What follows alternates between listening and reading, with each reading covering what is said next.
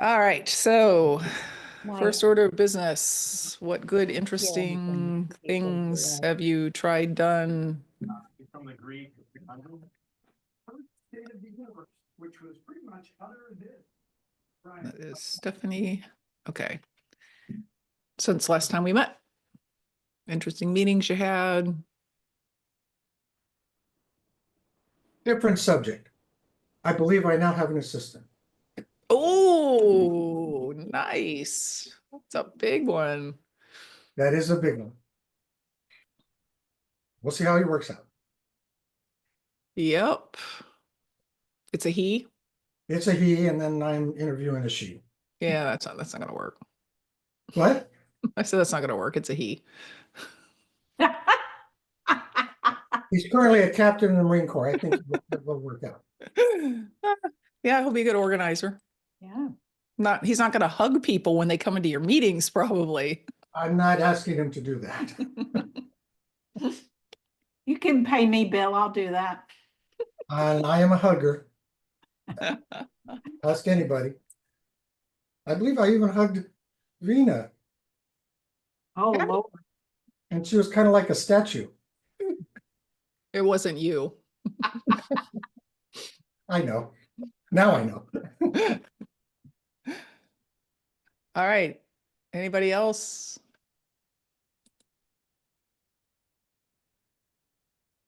I've just mostly been working on legislative crap Mm. and call it crap. Mm-hmm. Today we put out calls to action for, I think, 9 bills, which is enough. Never ends. Not like we don't already have way too many horrible things here. Oh yeah, we got a notification from our lobbyist this morning that a new bill had been presented. It's not nearly the stage of being voted on yet, but it got presented that does not allow employers to inquire about private employers to inquire about any potential employee's criminal record. Now, they're not stupid enough to think we're not still going to look, but if we look and we find out something that is going to keep us from hiring them, we have to tell them in writing why, and then we have to give them a chance to explain themselves. It's like the, and my first reaction was, so really, you want me hiring property managers and maintenance men who go into other people's properties without looking at if they're rapists or pedophiles or thieves or like, Arsonists. Let's have some property managers who are arsonists. That would be. yeah, there you go. Yeah, we can't look at it for residents. And now they're proposing we shouldn't be able to look at credit reports either. They're racist. It's kind of like, what the heck? Yeah. Don't property here is my suggestion to everybody in my group, which is really a hard thing to run a real estate investor group when tell them don't buy here. Jane, is Well, it that you guys have to accept the very first applicant? We aren't required, well, the first one who qualifies under these, you're thinking about Washington State, Bill. They've got that first in time. Well, there's some people in our state who are trying to put together that legislation for our state. That is very pro millennials who work at home. well, and the tricky part is that no two applicants usually are applying for the same move-in date. So you get somebody who's very on the ball and applies for something 4 months out and qualify in every other way. Do you have to take them? I mean, none of these things make much sense when looked at in the bigger picture, but Well, I mean, the whole theory on the first in time thing is that way you don't discriminate, but literally who's going to be the first? When you post the ad, it's going to be the millennial who works from home and who is extremely, tech comfortable, who's got something set up in Zillow to tell him when a new rental comes up in that area, and he's going to be the first applicant. So the guy who's working 12 hours a day is not going to be the first applicant. And I actually think that's who they're really trying to protect. Oh, this is okay. I'm too depressed. Meeting's over.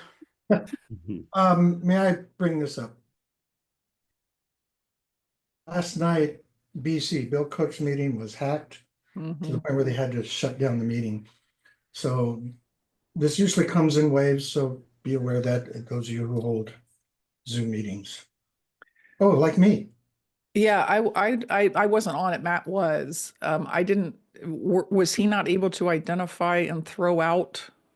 And the guy kept coming back on and then taking over the chat and the video. So he didn't have a waiting room? I have no idea. I'd been hacked a couple of times with my Toastmasters group, which was again with one of them had 3 hackers join out of the 6 people who were in the hybrid part. And I had already learned how to throw them out, but it still takes you like 6 seconds or whatever to find them in the participant list and get rid of them. And you can permanently ban them there.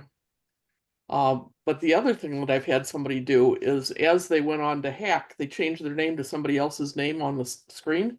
So I threw out my member instead of throwing them out. And then I, banned the person so my member couldn't get back in.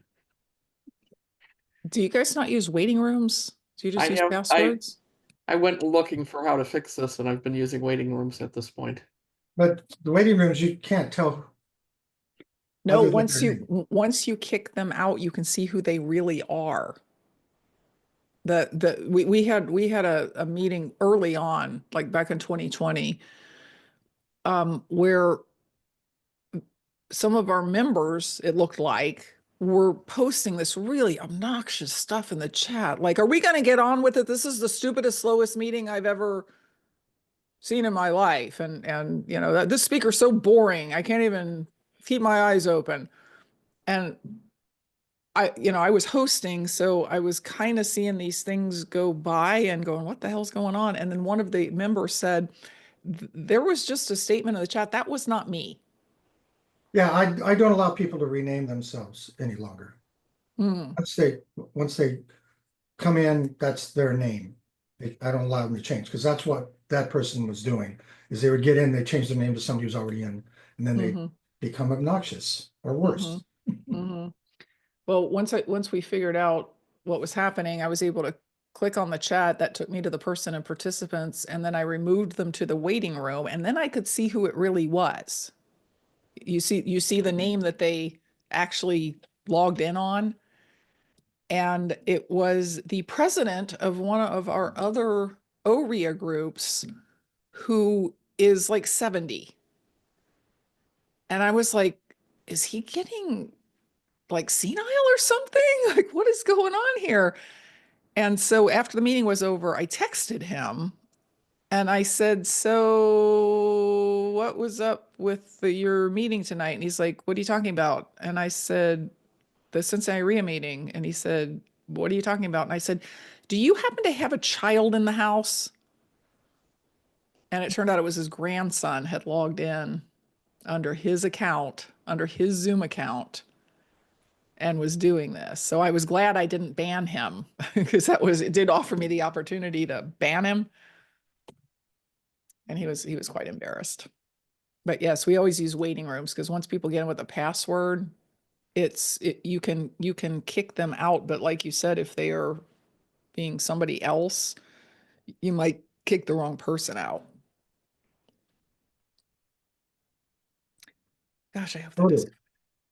All right, so let's get to the topic of the evening, which is trade shows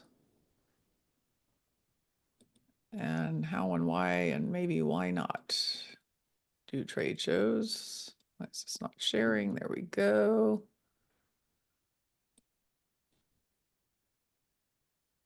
So I'm curious how many of you all do or have done trade shows or vendor fairs or whatever you call them, events where it's kind of about the vendors. We do one at Maria in Baltimore. Okay. This is our 18th year, something like that, long time. Yeah.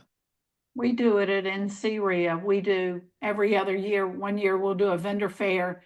The next year we did something which was wildly popular. it was all lenders and we called it Lender Palooza. And that was really, really popular. Mm-hmm. How many lenders did you have? About 40. Wow. Oh, boy. Mhm. And actually recruited a lot of them were not vendors for us, and we obviously converted them to vendors. Mm-hmm. Okay, so just 3 groups? I've done We- them in the past, but not now. We do a David's pretty done them low in the profile past as one. well. I did it in the past also, Okay. All right, well, my old group. yeah. So Cincinnati RIA is about to be on its, let's see, this is 2025. These started around 1992. So with the exception of 2020, when we obviously didn't have one, there's been one every year since then. And CORE did its first one the first year it was around, because I knew what the value of those was and what the purpose of them was, and had actually run them for Cincinnati RIA. So it was just easy to do. And I'm going to talk through some of the things that you need to think about if you want to do one of these things. And if I end up talking you out of doing it, that's okay too. like if you get to the end of this and you're like, yeah, we just don't have the bandwidth for this. Good, because it's better to not do one than to try one and have it not work. So the first thing is the why around why even bother? And there are actually a bunch of reasons for this. They are really good for attracting new vendors if you put them together right and you are bringing in vendors who are not your current vendors. So we're going to talk about like vendors as if we've got vendor members and then we've got everybody else who could provide a product or service for our people but are not members. It's also really good for pleasing existing vendors. If they come to the trade show and there's a lot of people there and they get a lot of business cards and they get a lot of people saying, "Oh, I didn't know about you. I'm gonna give you a call." They walk out of there on cloud 9. They're just like, "Oh my gosh, I had no idea." They're also really good for attracting new regular members. Now, one of the things that I guess every year I'm a little surprised, and I shouldn't be because I was surprised the last 20 years too, is we see people at this event that we do not see any other time during the year. Our members from the 80s show up for this. Like people who were board members back before I was even a member only show up at this. We have a bunch of people who they don't generally come to in-person meetings who come, but we also always get a lot of people who we have not really touched before, that they just maybe we've been inviting them to meetings and they haven't been coming, but once they learn that they can come and meet all these vendors and it's free and all that sort of stuff, then they show up. But we also always get at least 40 to 50 brand new names. So like folks that have never been in our system or our funnel before. And it also pleases your members because they like, if you run it right, they like a lot of things about it. They do like meeting new lenders and contractors and all that sort of stuff. They also just like being there with each other when there's no speaker at the front of the room that's keeping them from talking to each other. So it's really good for just networking if you set it up correctly. So if there are a lot of vendors, the attendees are really happy. If they walk in and there's 20 vendors, you know, that might be fine for like a first low-key trade show, but if there's 50 or 60, they're kind of like, oh, there's definitely somebody that I'm going to find here that I can add to my team. And if the vendors are kind of busy all night, like just constantly people coming up to them and talking, then the ones that are already members are confirmed in the idea that they want to be members, and the ones who are not members are like, oh, I had no idea that these people had this many people that were my potential customers. And that just may be a fraction of your actual membership. But it's typically, if you advertise it right and set it up right, it's typically going to be your biggest meeting of the year. And I mean by maybe double the number of people that you usually get. So let's talk about what needs to happen for this to work. Starting with the venue. I think we forget about venue and we kind of go and find what's cheapest or what's most convenient. Sometimes there have been years when the hotel that we met at or the venue that we met at was not the right venue for the trade show. And so we had the trade show someplace else. At the moment, we actually have hotels that are really good for trade shows. So what's a good venue? It's clean, it's well lit, it's not super echoey, it is not a VA hall that smells like 50 years of cigarette smoke. It's a place where people want to come. You really need to check with the venue ahead of time and make sure that they have enough tables. This is an ongoing problem with hotels right now. They literally don't have the supplies of things that they used to have. We showed up at the summit last year and found out that the days that we were supposed to be set up in classroom style, we were set up at rounds instead, which a lot of speakers don't like. And I walked in and looked at it and almost blew my top. And I went to I don't deal with the hotel. Somebody else's job is to deal with the hotel. And I went to her and said, why the hell are there round tables in there? And she said, the hotel doesn't have enough regular 6-foot tables to seat everybody. And I was like, this is a convention hotel and they can't go buy enough tables to fill up one of their own rooms. That's insane. Oh, and don't get me started on hotel sound systems. Ooh, They also need to have nice table covers for these tables because the vendors, a lot of them will bring those display things that go behind them. But they will also, a lot of them, especially your smaller vendors, won't have like a table covering. So you need like a nice black is preferred tablecloth that fits over the table.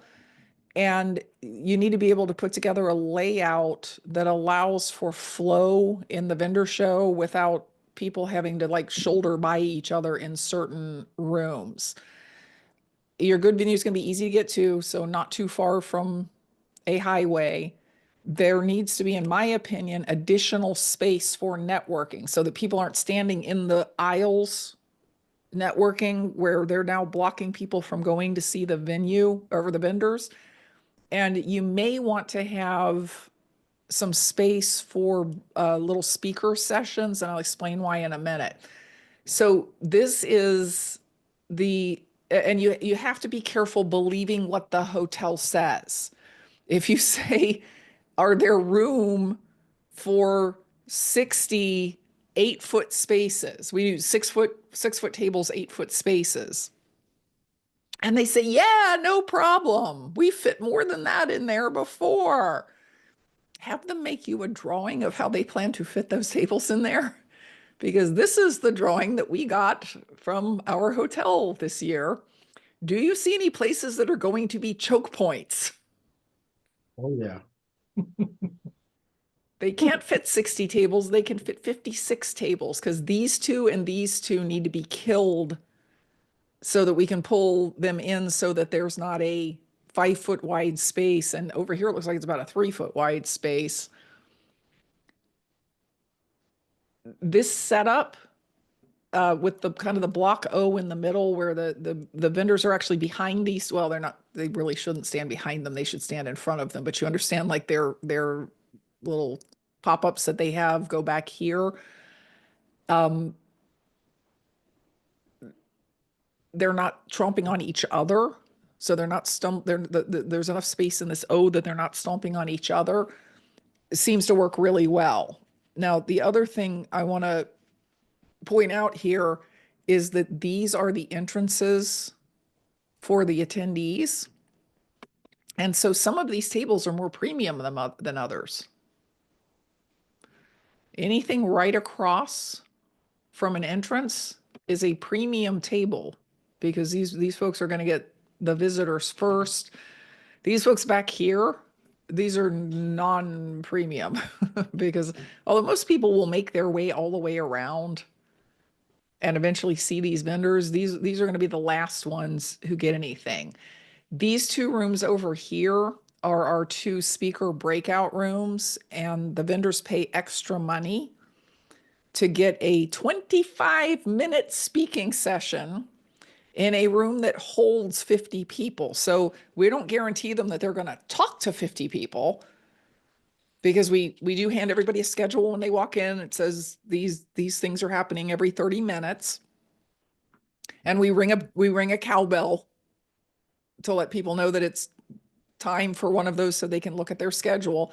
But we've had vendors who I walked into the room and they've got 10 people, and we've had vendors that I walk into the room and every one of these seats is taken, and then there's people standing along the walls and whatnot. So we don't guarantee them a particular number of people, but they are willing to, some vendors feel like they do better if they can give a talk about something. The networking space in this hotel is out here. This is one of those that has an atrium. This is not the, this is the Marriott up the street, Deborah, not the Holiday Inn where we usually meet. So there's a huge atrium out here that's set up in high top rounds where people can get some food, sit, talk. There's some round tables there too. In our normal space, we've got enough room that all of this is actually tables, so it's within the same room. Now there's a wall here. We don't try and make people talk where there's all this noise from the vendor show. There's a you know, wall here. But in our usual meeting, these tables would not be here. This would all be vendor tables, but we've got a bigger room, so we can make up for these by having more here and a bigger block O and all that stuff. So what else needs to be true? We But need you, going back to the facility, Mhm. if it's one that you haven't done for a while or just starting out, would you rather have fewer tables that sell out as opposed to a big venue where there's a lot of empty tables? Oh, if you walk into our venue, it's sold out no matter how I many people understand. actually Yeah. signed up because we just remove tables if there's no empty tables in our venue. So we like to plan for 60 to 70 vendors. We usually get like 55. And then we just space out the tables more or take away some of those non-premium tables, or we do something. But you are last year for the first time, this had not happened too much, but at both meetings we had vendors who had signed up and paid who didn't show up. So there's their tables there and their table tent is there. And by the way, you tell the vendors where they are going to be. You do not let them pick a table. We've had vendors that saw the table tent. It was not their table. And like a wedding guest who wants to sit next to the cute guy moved the table tent. And we arranged things very intentionally with the top level sponsors being at the premium tables, and then the non-premium tables, we try to not put two hard money lenders next to each other. We try to not put two insurance companies next to each other. So when they do that, and we've got somebody who's responsible for kind of watching what's going on, they'll say, nope, this isn't your table, go move. But the people who didn't show up last year, 45 minutes in, I removed the tables. Because no, I don't want it to look like there's any emptiness at all. So we need I'm sorry, Vina. I just want to jump in. I think Bill was asking, like, if you've never done a vendor show before and you think you're only going to get maybe 20 vendors, should you have a smaller space and it looks really filled? Like you've talked about that when you were booking your meeting space to try and fill the space you have so it looks well attended, or should you shoot for the moon and just, have it be a little bit more empty and open? Well, what I might do Both. is I might first of all, most hotels have an air wall they can pull so that if you book for 60 and you end up with 30, you can just pull the air wall and pretend like that was what you intended in the first place. The other thing that I would do though, possibly is put the vendors all over here, or just put the vendors around the walls and put the networking tables in the middle. So increase the amount of networking space, possibly. Okay, because, so you put them in the middle, because what we did was we had the vendors, and then since there was extra space, we put the networking tables on the side. A side or back is good. Yeah. Yeah, I really like the idea of making people walk past the vendors to actually get to the networking table so that the vendors, at least see people coming by. So you really need to think through all the different avatars that we talked about last year that are like there's vendors that you always need, and then there's vendors that other people who do other things always need. So we're always looking for people who serve rental owners, people who serve rehabbers, people who serve just basically small business owners, because all these folks are small business owners, people who serve note buyers if we can find them, and people who serve our latest thing is people who serve short-term rental owners. Last couple of years, we've had managers of short-term rentals, and we've had people who would come in and design your short-term rental for you, which that's like, I need that. I can't design it for myself. I'm not going to buy the furniture because I will mess it all up. Your key ones, of course, are your investor-friendly banks, hard money lenders, people like that. Your investor-friendly insurers. I sometimes will talk vendors out of coming because they're like, oh, I do insurance. And I want to go talk to your people. Okay, do you really understand what the needs are of real estate investors? Because these are not just rental owners. They need things like vacant property insurance and rehab insurance and short-term rental insurance and group housing insurance. And so just mentally put the word investor friendly in front of all of these names. Agents, CPAs, bookkeepers, if you can find one. That's very common. I can't find a CPA who knows how to do my taxes. I can't find a bookkeeper who knows how to do my books. I can't find an attorney who will do my evictions. I can't find an attorney who will do my LLCs. I can't find an attorney who will write contracts for me. IRA custodians are always a good target. Those guys, the value of signing up a single new person is so high to them that they will send people across the country to go do vendor shows. Home inspectors, foundation people, property managers, contractors, Home Depot, Lowe's, Menards. They may need a bigger space than they may have to buy 2 tables because they come equipped with like 16 feet of very fancy pop-up stuff. We always invite the governmental agencies and we let them come for free. So the fair housing folks, the Section 8 folks, anybody who's running a nonprofit, like we had one last year called Solutions to Homelessness, something like that. Folks that our people need to be familiar with and that actually need to talk to our people and realize they're not the devil. We're kind of accomplishing 2 things in a row there. I always make a big pitch for wholesalers to come and get a table and build their buyers list. I say, where else are you going to see 200 to 300 local buyers that you don't know? You need to have a table. So there's other ones. Odorexit is always a displayer at both of our things. Just think of anything that you constantly hear people saying, I need this. And then it's easy to call up vendors you don't know and say, I have a group of 500 people who need what you have to offer, and we're having a trade show, and not all 500 people will be there, but they need to see you because they are looking for you.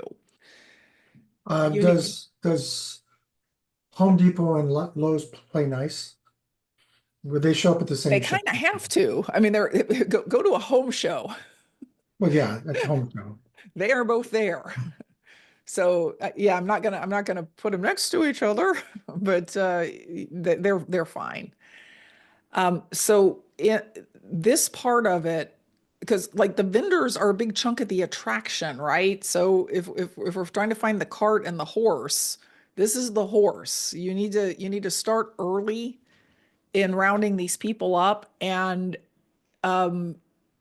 6 months early is not too early to start, save the date, right? We're having this great thing. You're going to want to be there. It's inexpensive. You can sign up right now if you want, but whatever you do, save the date.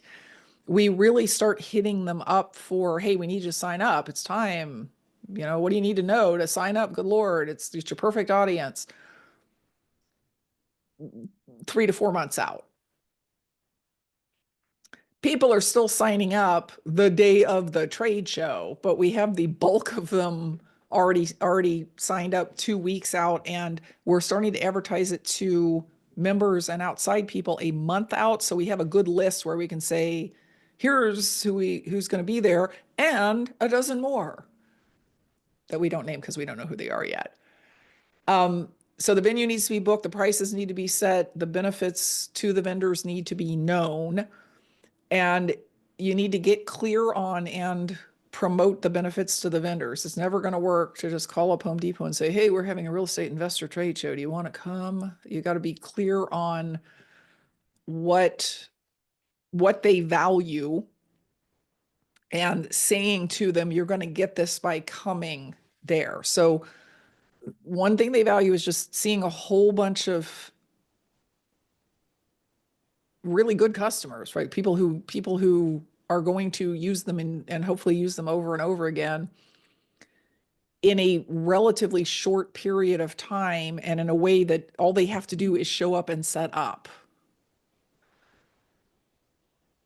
We tried doing an all-day trade show one year, and the vendors just absolutely hated it. They are still complaining. It was like in 2017, and they are still complaining about it to this day, because although they saw more people than they would at what we usually do, which is just a regular meeting, they saw them in trickles instead of in, I'm overwhelmed. I can't even talk to everybody. They actually like, I'm overwhelmed and I can't talk to anybody. And in fact, we have in recent years been shrinking the time frame at our regular meeting.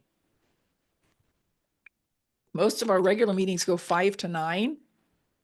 And we started noticing that when it was 5 to 9, by 8 o'clock, not a bunch of new people were coming in, and most of the old people had seen everybody and talked to everybody and left.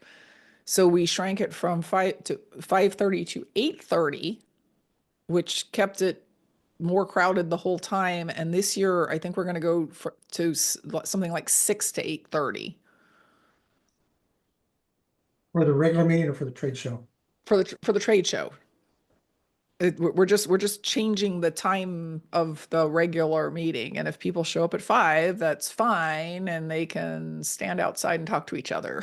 We're not going to open the doors to the trade show until later than that. They also like to know, like, what else am I going to get besides just that night? What else am I going to get? Are you going to advertise the individual vendors on your Facebook page, on your Instagram? Are you going to Meetup allows you to put in people that your group is sponsored by, and they dig that. Put them on your website. We do what we call a trade show brochure that is actually our regular newsletter. It's just about the trade show, and it is. It's big. We've got 60 vendors of the show, so we have to have 60 ads in there, and we have to have the layout, and we have articles by the vendors. They have the ability to write those, although if they sent me something that AI clearly wrote, I'm not printing it. Okay, you're laughing, but I got one from a vendor, actually for our last newsletter, that said, the secrets of successful investing in real estate. The market right now is very hot, and therefore, and it was like AI wrote it, but AI was a year behind in what it was saying. And I was like, this is not useful. I threw it out, but they do have to be educational. It can't be 2 pages on why you should use our services. It has to be, you know, something they do. And we send that out to thousands of people. We only have 850 in one group and 950 in the other, but that thing will go out to 3,000 people, because it is also an advertisement for why you should be a member. And it is also an invitation to the thing. And it also has, you know, stuff in it about our meetings and programming to help them understand that there's more that we do every year than just this. They really like to leave with a whole bunch of names in their fishbowl. Somebody who is, who understands trade shows, a vendor who understands trade shows, understands they are not selling anything there that night. They are not getting any new customers by talking to them for 3 minutes in a loud room. What they are getting is new names that they can follow up on. And we do get vendors who are not, they're not used to doing trade shows. They're a wholesaler, or they're a small roofer or something like that, who would walk out of these things and say, well, that wasn't worth it. I mean, it was cheap, but like nobody booked me a roofing job tonight. So we actually give them a little bit of training ahead of time and say, look, there's going to be so many of your great customers there that you are not going to have time to have extended conversations. So what you want to do is make sure they all put their names in your fishbowl. And the way that you do that is you have a door prize that is going to be drawn from that fishbowl. And that's not an option. We make them bring door prizes. And I'll explain a little bit more about that in a minute. Some of them, as I said, really value the opportunity to speak, even if it's for a short time to a relatively small room. You also need to price it right. And you're going to have different pricing levels. I don't know how that happened. You're going to have different pricing levels, and how much you charge is going to partially depend on what you think your market will bear. We have one pricing level for people who are already vendor members, and a different pricing level for people who are members but not vendor members. And that's actually one of your best sources of people to fill up tables, is the real estate agent who belongs to your group but is not a vendor member, but goes, well, you know, for that little bit of money, I'll get a table that night. I'll get some names. I'll meet some new people. Non-members pay a different price. And then the speaking spot is kind of a la carte. It's like, yeah, you got to get a table first, and then your speaking spot costs X dollars. You might also want to have an upcharge for, like, if you want a premium table, it's $100 more. And there have been some venues we've been in where we have charged $50 more if you want to be near an outlet.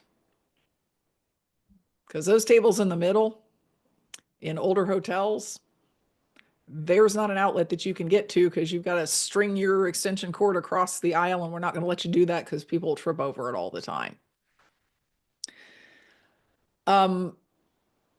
Early bird might have a different price for each of those levels than if they sign up late.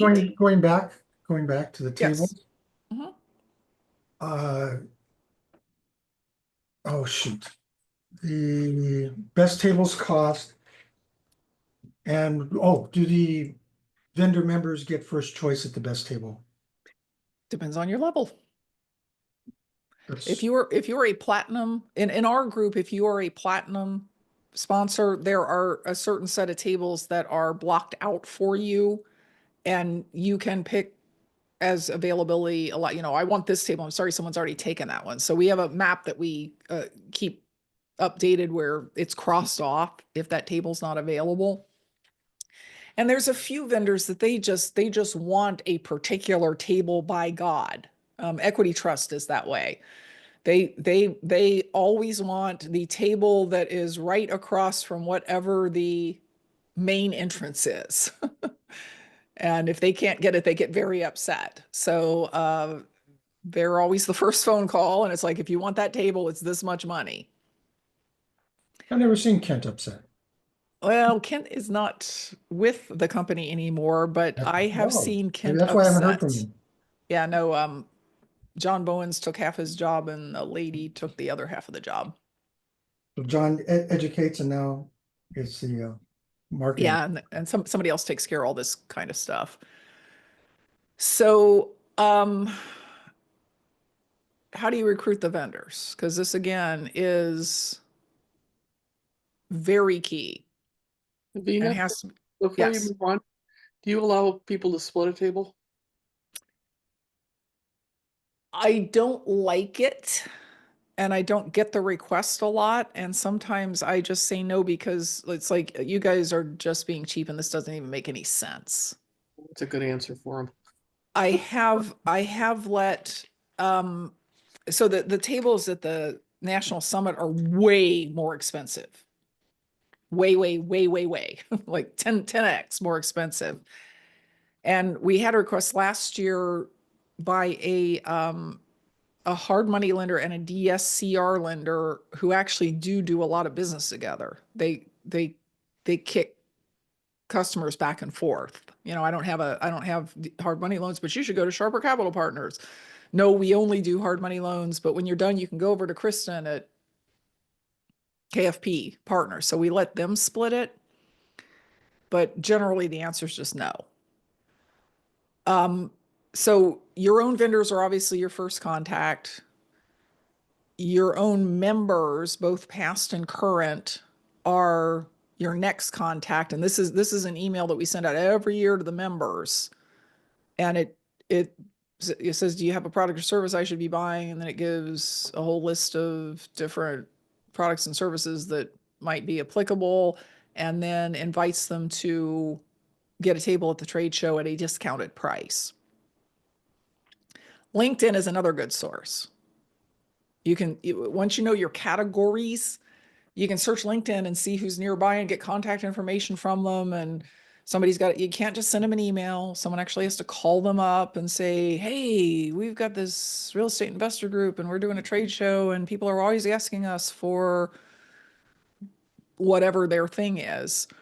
I did really well last year by joining other people's real estate Facebook groups. So I started with Cincinnati real estate and found like 15 of them, and then to Columbus real estate and found like 15 of them. And I joined them all and I looked at the rules, you know, because some of them have rules that say you can't post any products or services, you only post deals. But then I actually looked at the page and took a look to see if anybody was adminning it. And if no one was adminning it, I went ahead and posted for the trade show.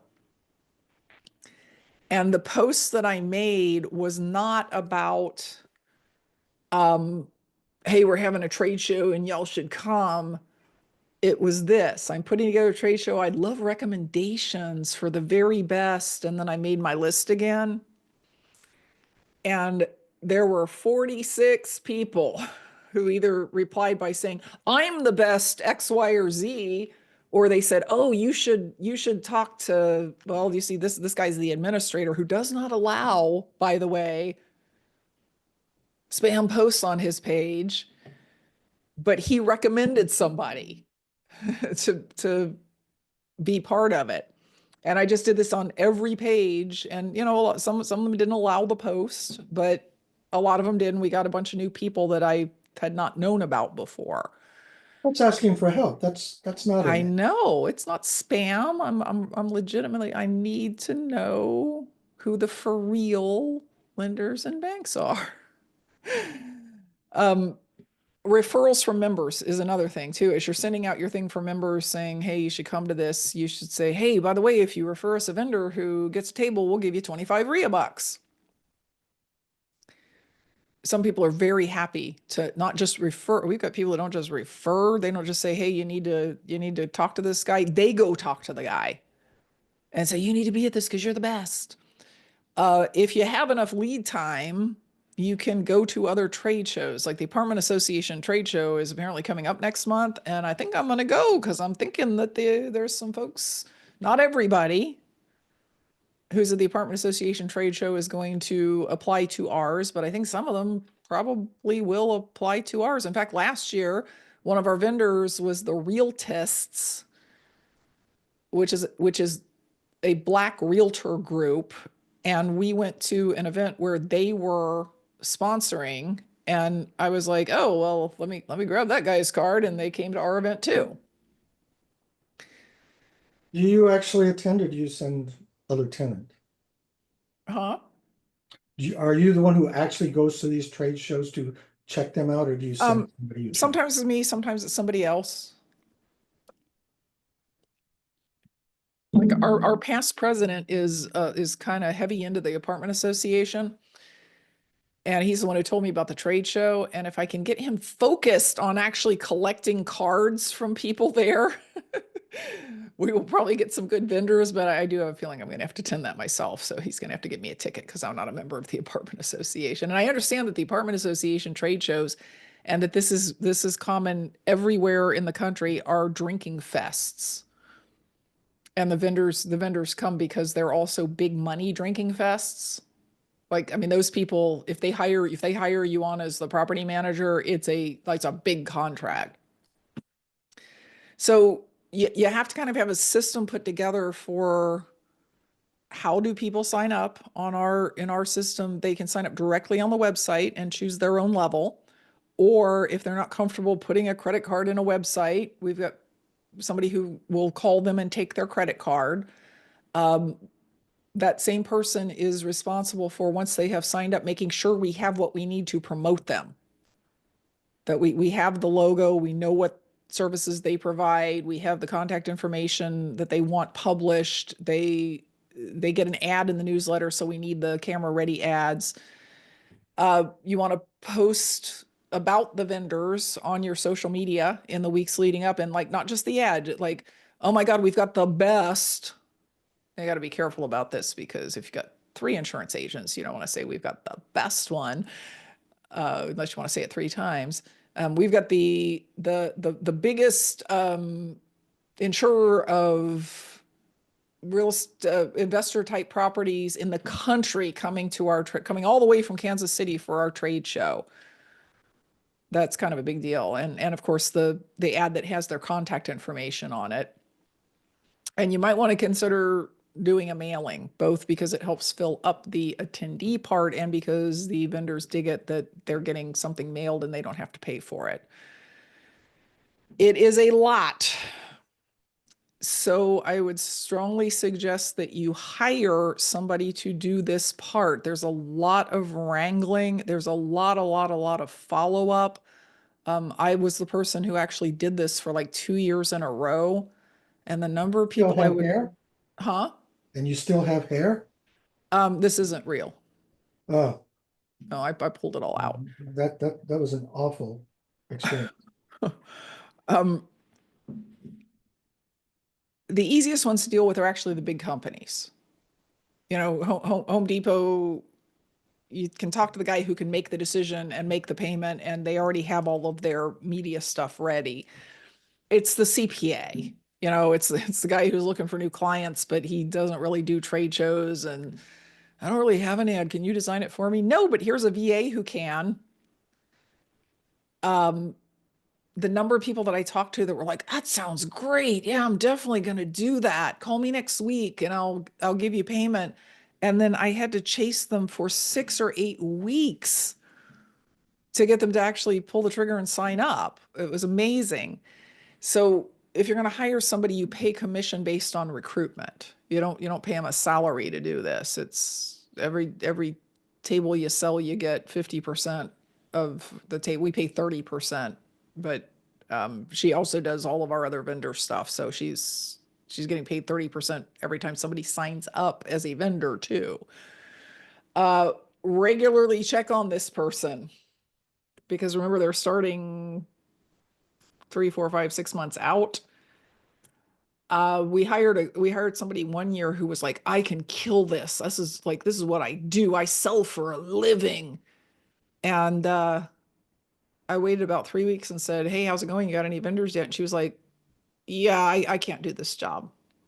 I don't think she had signed, I don't think she had called one single person, and thank God I didn't wait until a month before the show and say, how many people have you got? Because we were able to put somebody else in her place. What else needs to be true? Ideally, you're going to have a lot of attendees. That makes the vendors very happy, and it makes the attendees who came to network very happy. There are a lot of people who are coming to this, yeah, to see the vendors, but mostly to see the other people. Also, if it's a crowded room, social proof, right? I'm in the right place. It's exciting. It's loud. It's big deal. You also need to be clear on what the benefits to the attendees are. And we basically build the language around, it's your chance to add to your team of investor-friendly vendors and service providers and network with hundreds of other local investors. And we also do provide free food. And it's just finger food. It's like Swedish meatballs or something, but, free food, cash bar, door prizes, all thousands of dollars worth of door prizes given away throughout the night. So the benefit is it's kind of a party. It's also an opportunity to meet some people that you've probably been trying to find, and an opportunity to just hang out with and talk to other investors. So I think you make it free to the attendees. You charge the vendors, you make it free to the attendees. It's free if you RSVP. It's not free because we want their names, right? I mean, part of the goal here is get new names and emails so that we can market membership to them later. Advertising on social media, we always run paid Facebook ads. Now that we know how to Zapier them straight into our system, we will probably run those lead ads. I didn't used to like those. Those are ones where you click and you get your ticket directly on Facebook just by filling out your name and address and phone number. And I used to hate those because I would have to go back every day and check and see who had signed up, and then we have to manually move them over into our system. But now we know how to not do that. So I'll be doing that. Email everybody whose information you have, text everybody who's in this is we only do voicemail blasts for maybe 2 events a year, and this is one of them. The couple of days before the event, everyone whose phone number we have who is not already registered gets a ringless voicemail from me that says, hey, I was just going through the registration list for the trade show on Thursday, and I noticed you're not on it. What's going on? Are you okay? You're going to come, right? We need to know because we got to plan the food. So please go to CincinnatiREIA.com and tell us you're coming.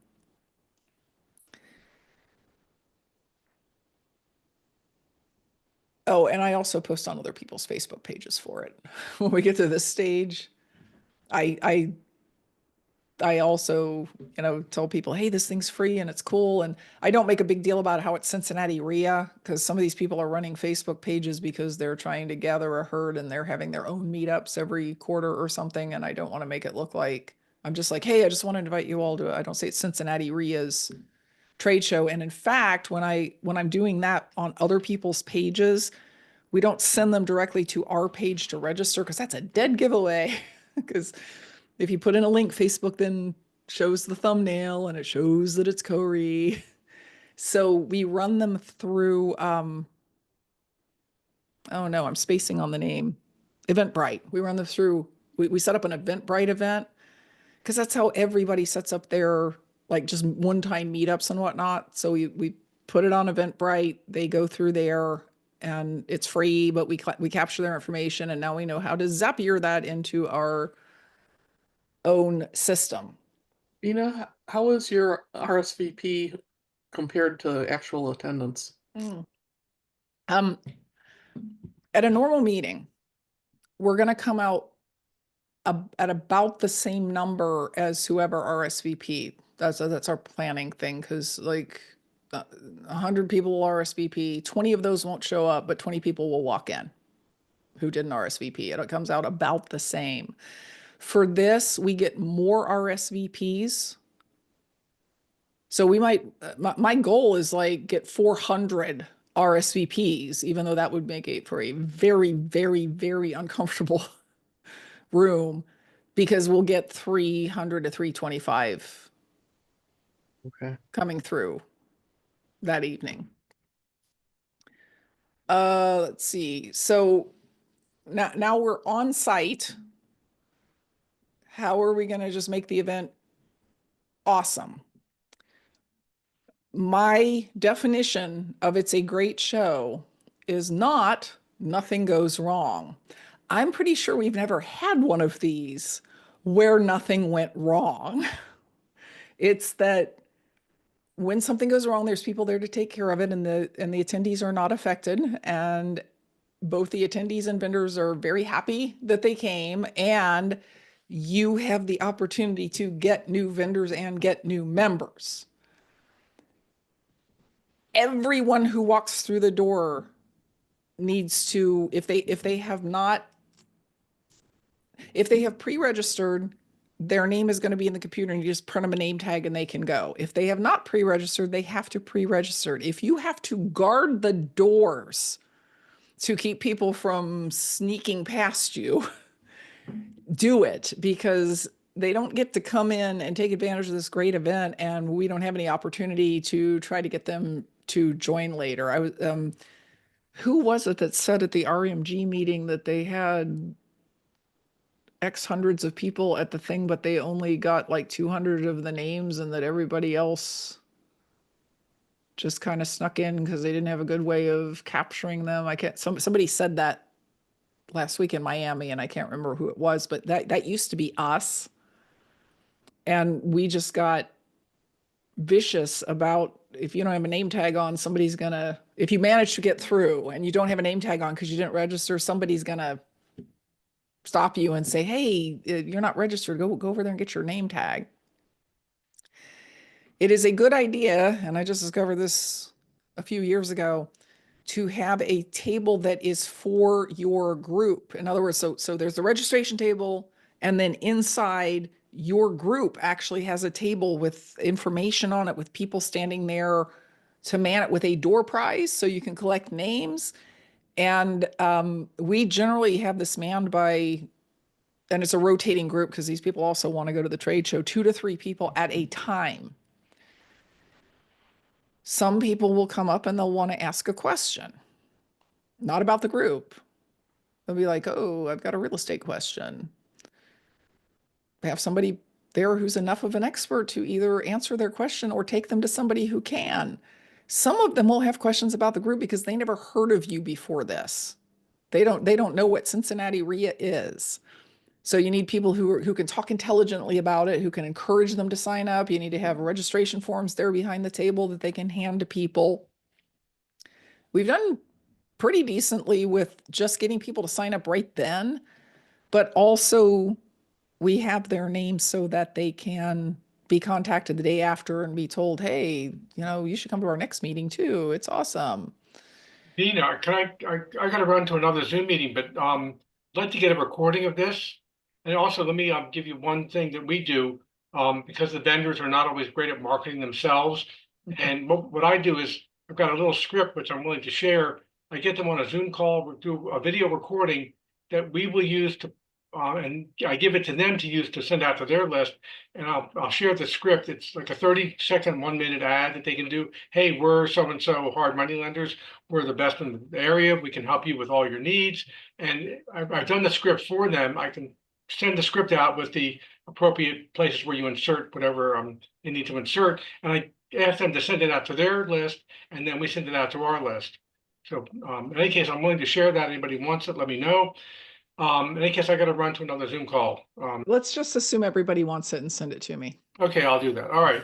Okay. Also, the food is really good. We put the food at the back of the room, at the very furthest corner of the room.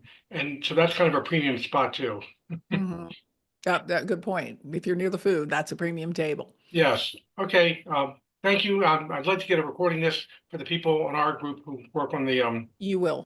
Okay, thanks. These are all recorded, and they'll get, well, except for one, they're all recorded. and this isn't the one. So you can't just like put it together and then not have people whose job it is to monitor what's going on. There needs to be people walking around making sure the vendors are happy and that they have what they need. And if they can't leave their table and they need some water, I'm gonna go run and get them some water. You need to have somebody whose job it is closer to the end of the evening to go around to the vendors who are not members and say, what do you think? It's pretty awesome, right? And you have just seen 20% of our membership. If you became a vendor, you could have a table at our meetings every month, and you could be listed on our website and whatever the benefits are. And if you sign up tonight, we'll deduct the cost of your table from your membership, because if you had been a member yesterday, you would have gotten the table for free anyway. And then we usually give them like 24 hours to do that, because some of them will say, well, I gotta go talk to the boss. I think we should do that. But they don't love being pressured into it's got to be today. We tell them it's got to be today. And then if they say, well, I can't do it today, then it's, well, I think I can hold it open for you for like 48 hours, but I'm not really supposed to do that. The more it's kind of a party atmosphere, the better. I think one of the places we fall down in our trade shows that I need to correct by finding somebody in my group who knows how to put on a party, because that is not me. A party at my house is, I'm going to cook for you and then we're going to sit around the table and drink wine. Like, that's a party. There's not going to be any decorations. There's not going to be music. I think it would be better if we had like balloons on the doors and, streamers and stuff like that, but I don't know how to do that.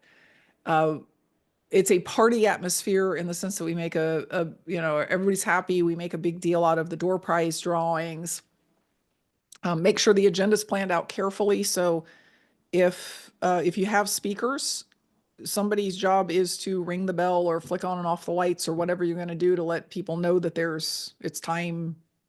If you wanted to go see the insurance agent, and somebody's got to be in charge of the AV for the speakers, and somebody's got to be in charge of being in the room at 20 after. They've got 25 minutes, and at 20 after going in and giving them the 5-minute signal. And if they're still speaking at 26 after, shutting their mic off, because they cannot go into the other speaker needs to set up. They cannot go into the time of the other speaker. So when are the vendors coming in to set up? When do the doors open? When are the speaking sessions? When are the door prizes going to be given away? And when is everybody going to be thrown out? Because although it is the case that most people are going to be gone by 8:30 or so anyway, if you don't actually close the doors, there will still be people in there until midnight. So I'm going to describe how we do our shows, and then I want to ask how other people do theirs. The show's on a meeting night. The vendors set up at 4 o'clock. The doors open at 5:30 for the attendees. These speaking sessions are every 30 minutes, but they are 25 minutes long. We end at 8:30 with a mega door prize. So all of our vendors have to bring 2 door prizes. Actually, that's on the next slide. People who are vendor members already get a free table as long as they sign up before the deadline. And the deadline for us is driven by when that newsletter needs to be put together.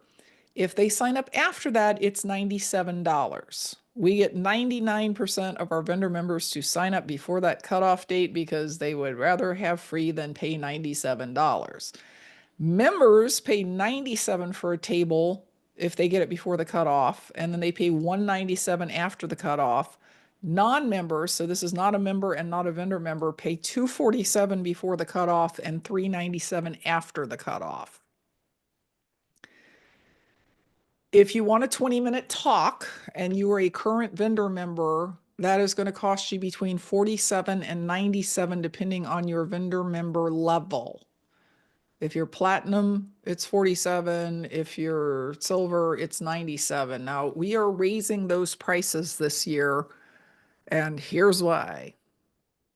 The first year we did it, we did 1 talk at a time. which meant we don't start the talks at 5:30 because that's when the door is open. So we had a 6, a 6:30, a 7, a 7:30, and an 8. We had 5. They filled up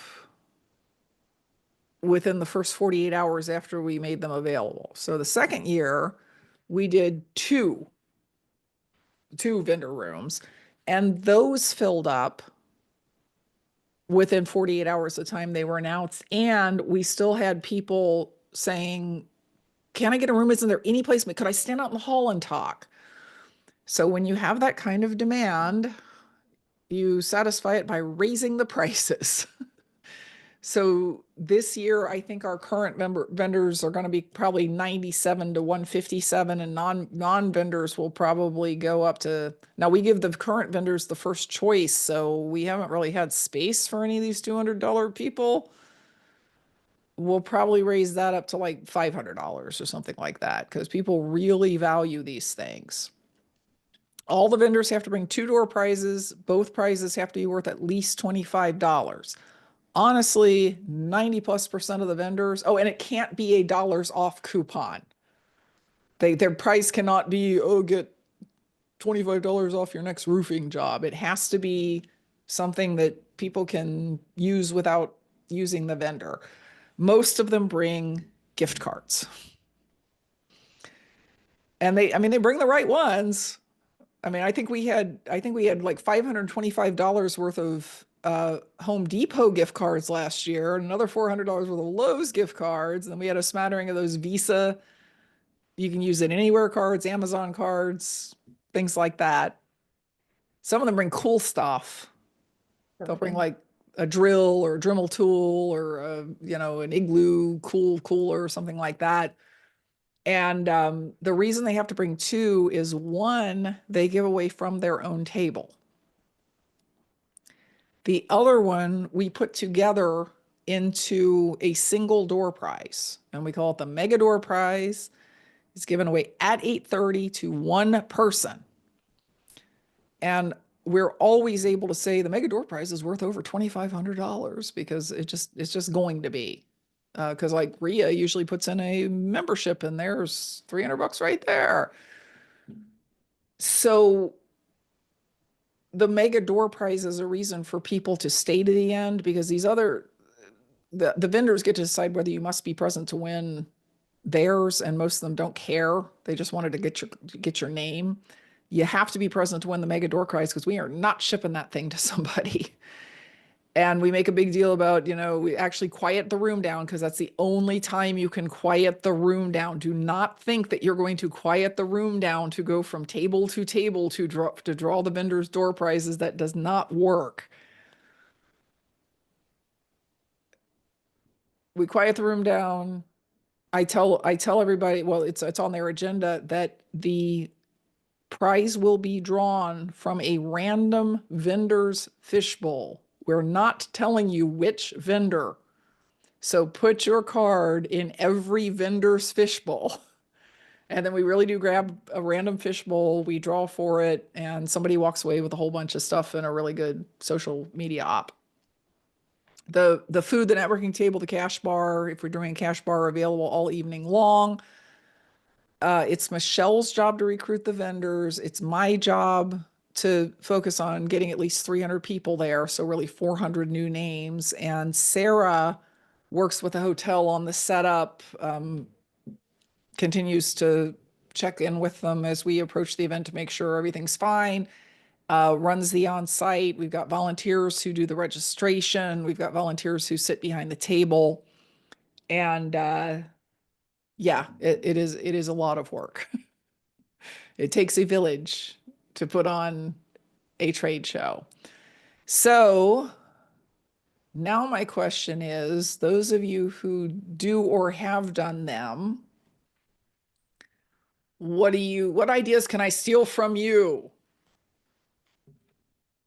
Bill. Well, Debbie had her hand up longest. Deborah. Oh, well, mine was just a comment going back to at Cincinnati RIA, we have a table for our organization, which is great, and we do get a lot of signups. A couple years ago, our following meeting, like we do it in April, and then May, I think we did like a property tour or something. It was like an odd meeting that wasn't in our regular meeting space. I would just advise that's a little odd when you get a whole bunch of brand new people signed up and then you say, well, like the next one's kind of weird, but we'll see you in June at the same hotel. Like that's weird. So just plan it. Like if you're going to do that, plan out your next meeting to be a really attractive, normal, quote unquote type of meeting. So they kind of get that feel for what your organization is like. So, yeah, that was just my tip. Yeah, because one of the things when I'm working the table, one of the things I make a point of telling people who've never been there before is now not all of our meetings are this meeting. At all of our meetings, there's vendors that you can meet and talk to, but usually we have like a networking time and then we might have a speaker who's speaking about something important, and this is not what you're going to see every single month. And anybody who doesn't join that night does get another free pass. Normally you only get like one guest pass and then you got to pay for your next meeting. This one doesn't count against your free guest pass. So there's an email that goes out, actually goes out real quickly afterwards, that says, hey, it was good to see you. We'd love to see you at our next meeting. Here's another free guest pass so you can come. And the topic is X. Bill, did you have something? Yeah, door prizes. We stopped the meeting about a half hour before we ended it, and we had several nice prizes. Our big prize was $500 cash, and that's what we put in all our advertising.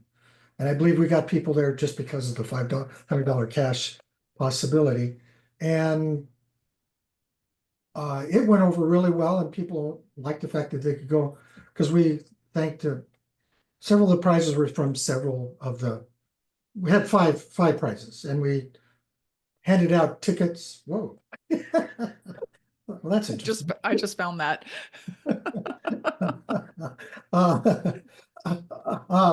These guys look like those people at the Academy Awards where they put a card in their chair when they're up presenting or something. I didn't realize it was going to change everybody's view. I thought it was just going to change mine. So everybody got a ticket when they came in. It was free to get in, but everybody got a ticket, and we had to have their information before they came in. And that was the big fishbowl $500 one. Mm-hmm. Oh no, that was for all five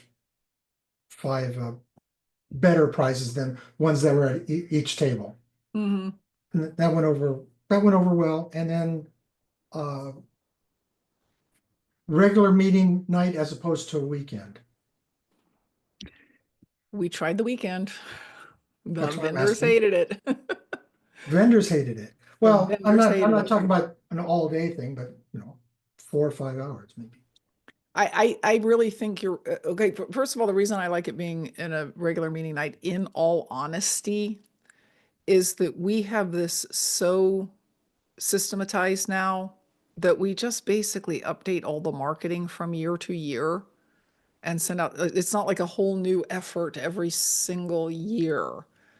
And it allows us to have a space in our regular meeting that's I mean, it's still kind of a pain to put together, but it keeps me from having to put together yet another meeting. If it was on a weekend, that would be yet another meeting. And I'd have to fill that month's meeting with something else. Yeah. The second thing is we've kind of come to the conclusion that we need to do some kind of more or less pure networking event quarterly. Agreed. People just dig that so much. I hate networking events. Oh, I'm like, what? The reason But- I asked is because you hold the vendor event at a different location than your regular meeting location. We have had to do that in the past. We don't now. Oh, For a while we were meeting, this was like 2009 to 2012 when Rio was completely freaking broke because, it went from 1,200 members to 347 members in 2007 and 2008. So we were meeting at this government building that was a good, clean meeting place with good AV. but there was no way to set this event up there. It just didn't fit. So we went to, there's a lot of just banquet halls that normally do weddings, and they normally don't do weddings on weeknights. True. So they've got the tables, they've got the table skirts, they've got the space, they've got the networking spaces, and on weeknights you can often get a pretty good deal on them because their wedding business is like Friday, Saturday, Sunday. It's not Thursday night. In our case, we held our meetings when I was with them at a Masonic hall, and they had different rooms, and our regular monthly meeting would hold up to 500, 550. But then for the event and on our December meetings, we held it in their biggest room, which was a great deal larger. You're muted. The other thing you have to, I muted myself because I was so shocked at how big my head is. The other thing you have to be careful with any venue you're not familiar with is how many parking spaces do they have? Because again, big meeting. We held it at a wedding venue that was attached to kind of a strip mall. It was in the back and had its own building, but there was a strip mall. And we had people who called the next day and said, well, I got there, but I didn't go in because there was zero parking in the parking lot. I would have had to park across Route 4, which is a busy street that you can't really walk across. So we learned our lesson on that. That's something that most people forget is the parking Mm-hmm. availability. Yeah, because we were sharing it with the customers of the of the restaurant in the strip mall. Jane. A couple different ideas. One of them is in the promotion thing for your group, possibly rotating slideshows with showing members actively doing, I mean, they can't be active on a rotating slideshow, but you know, their projects they're doing and that sort of stuff that somewhat matches up with the people you have at the booth.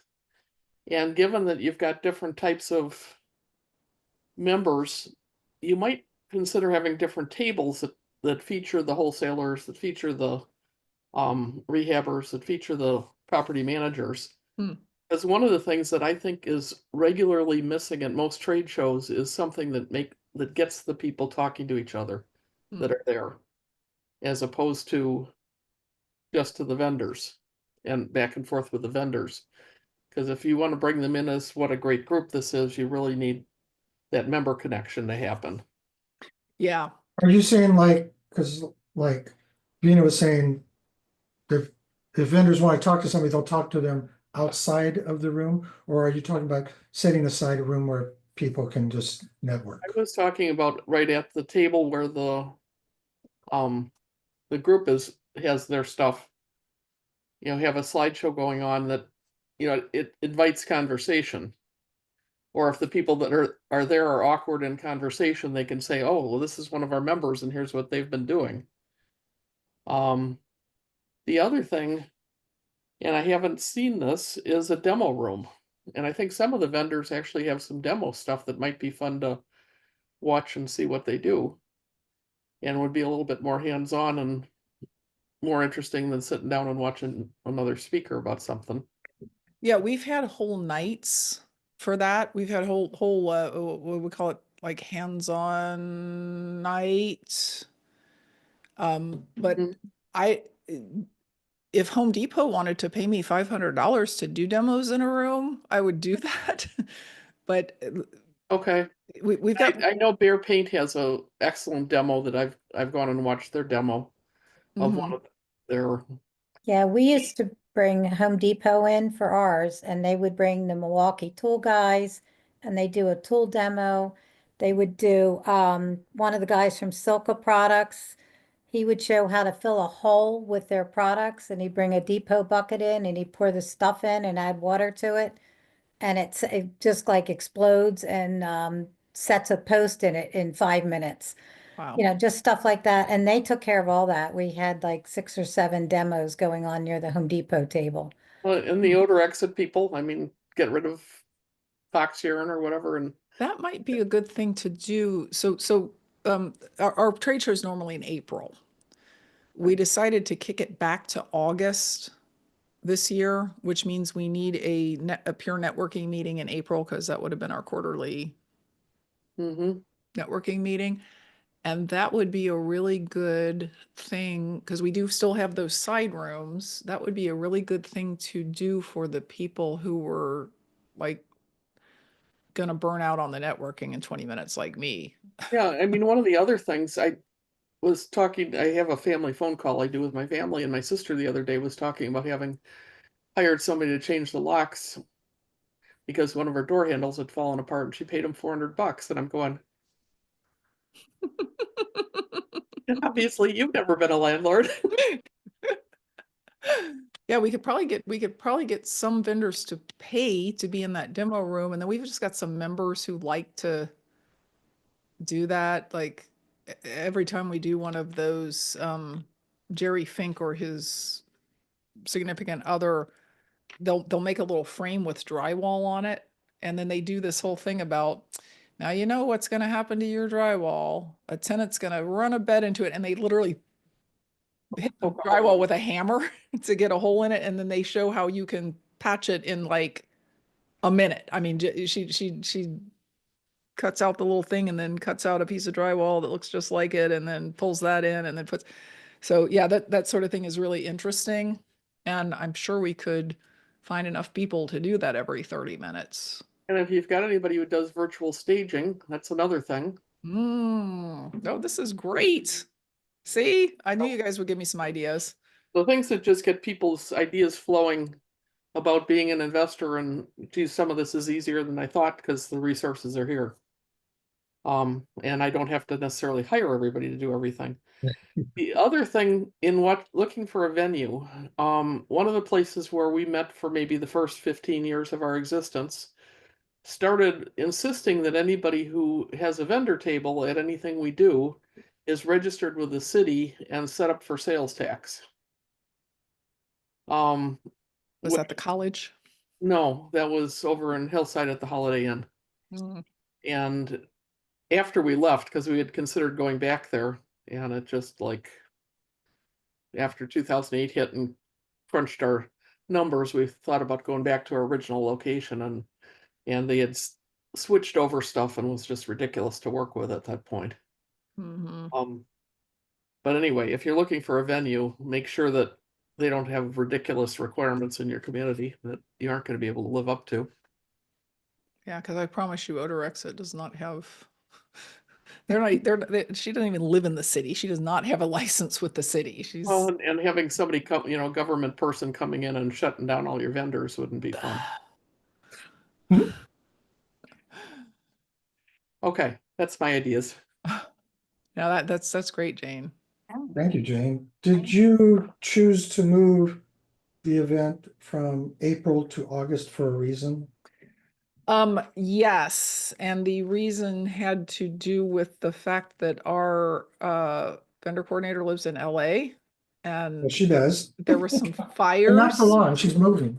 Yes, there were some fires, and then now she's making it's kind of cross country. It's just up and down instead of back and forth. And I just asked her, I said, is this like an inconvenient time to do this? And would you rather do it in May or would you rather do it in August? And she said, well, if you give me till August, I can recruit a whole bunch of new vendor members, which will make it easier to fill the show. And also I can start now and hitting them up. And also she also does the thing for the summit. She has to fill those tables too. And I said, is that going to be a problem? Because really she starts recruiting for those in May. And she said, no, actually it's a great downsell. If they don't want to spend $8,000 on a table at the summit, then I can say, well, we also have this great trade show that's only one evening and it's only $250. You could come to that. Former title rep. She knows how to do it. The reason I asked that is because I chose August for ours. And the reason was July and August were our lowest attended meetings. And that turned August into our largest attended meeting. Yep. We do a picnic in July, which is now going to put 2 networking events back to back in both groups, as it just occurred to me. And because if we hold it, well, half the time the 4th falls on our meeting anyway, so not half the time, but in Columbus, you can't hold a meeting on the 3rd of July either because they have this giant party in downtown Columbus called Red, White, and Boom, and nobody. The first year we were meeting, the meeting fell on the 3rd, and everybody kept telling me, "You don't want to hold that meeting. Nobody will be there." And I'm like, "Oh, please." You can't tell me that like the whole city is down at Red, White, and Boom, and they're like, and like 17 people showed up. So that was awesome. So many times we don't have a meeting at all because it falls on the 4th, and the rest of the time it is the lowest attended meeting. So we do a picnic at a park shelter that holds 100 people. And actually we get, I don't think we ever had less than 100 people when we were holding a picnic and feeding people free food. But if we were holding it in a hotel room and had the best speaker in the world, we'd get 50.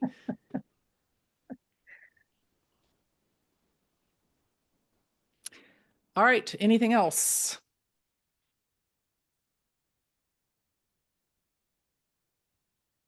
Okay, I am hoping that by tomorrow I will be able to send you an email giving you the details of our May event. We did find a location where you don't walk through clouds of pot smoke when you are going from your room to the, it's actually a very nice little Crown Plaza in Columbus, and got a decent enough rate that we're going to be able to keep the price on that thing really low. So I'm hoping everybody can turn out, and we're going to have a bunch of people that do not normally come to this meeting that are there that are going to be paying more than you guys are. But I think with the food costs and whatever, it's going to be under $300 for, I know, for 3 days. We're going to feed lunch every day. It'll be good. And we're already stacking up the folks who are going to come and talk about different things. I have a list of 20 topics that we want to cover that are going to help. You know, some of the stuff is more practical and some of the stuff is more recruitment, vendor, that sort of thing. So I will send that out to you along with how to get a room, and hopefully y'all can be there. It's going to be good. Okay, guys, I'll see you next month. I believe, I'll have to check my schedule, but I believe next month that Robert Mohan is actually going to be the speaker, and he's going to talk about how to not have boring meetings. How to like get the group going, and how to deal with that person who always wants to sit in the front row and then always has conversations with somebody on his cell phone loudly, or the people who are sitting halfway back and having a conversation with each other even though the speaker is speaking. And also, very importantly, how to do a good job with panel discussions.